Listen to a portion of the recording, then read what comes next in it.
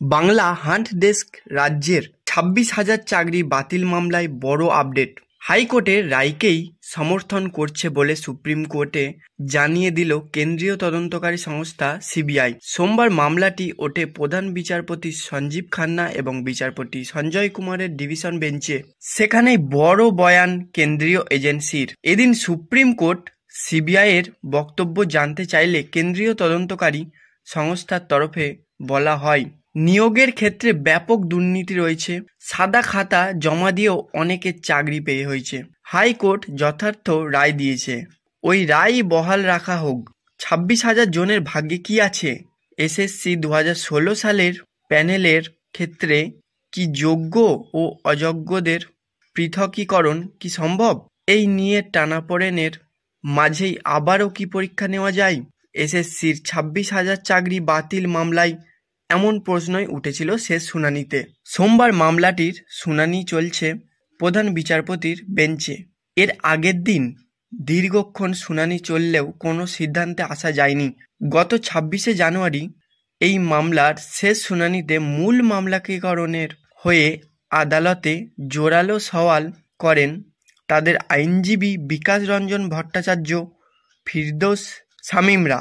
বিকাশবাবু আবারও পরীক্ষা নেওয়ার পক্ষে সওয়াল করেন। তার কথায়, পরীক্ষা নেওয়ার মাধ্যমেই যোগ্য ও অযোগ্যদের পৃথকীকরণ সম্ভব।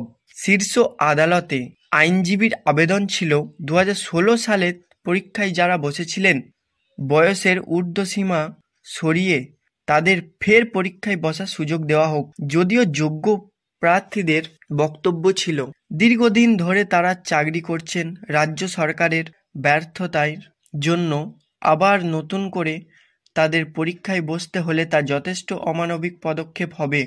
আর এক আইনজীবী ফিরদৌস শামীম সওয়াল করেন, প্যানেলের মেয়াদ শেষ হওয়ার পরও 4 বার নিয়ম বিরুদ্ধ কাউন্সেলিং হয়েছে, নম্বরের বিভাজন ছাড়া তালিকা প্রকাশ করা হয়েছে, পুরো নিয়োগ প্রক্রিয়ায় বেনিয়মে ঠাসা।